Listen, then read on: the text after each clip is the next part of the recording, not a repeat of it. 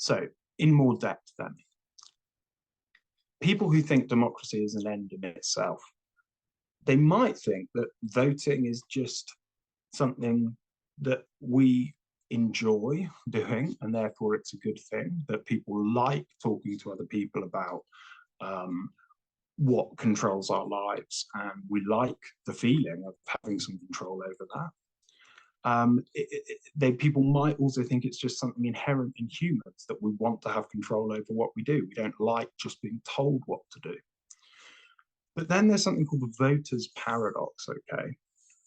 And this makes things a little bit more complicated, because if we are rational, then the cost of voting, i.e.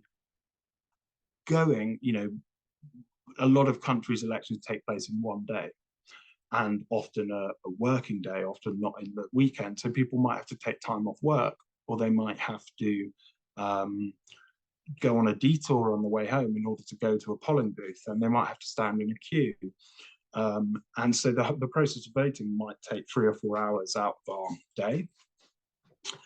And why would you do that, considering that in a democracy of 70 million people or so, one vote is not going to make any difference? Okay, no, I would go so far as to say that basically no general election ever has been decided by one vote.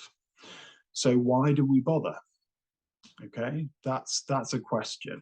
And people who think democracy is an end in itself would be more likely to say that we bother because it's important to us in some way. Democracy itself, feeling or indeed having control over our lives in some way, is important. Okay, but most people would say that answer. They would say freedom. Okay, that fine, our single vote doesn't matter, but the aggregated or the total votes of all of the people put together is important, because then the community as a whole has some say over what we do.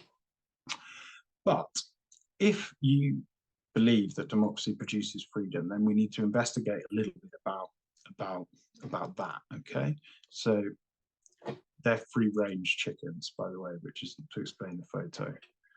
Then there's a couple types of freedom, okay, that people might have heard of if you've studied any philosophy, for instance. There's negative freedom, and this focuses on people not wanting external constraints or interference with them, okay? So being left alone is a simple way of thinking about it. So in the case of democracy, you might say the good thing about democracy is that if a politician starts interfering with my life, starts saying that I have to go to church every single Sunday, or I have to worship a certain God, then being able to vote that person out of office, or at least having a say in that, is good for reasons of negative freedom. So it stops people interfering with your life.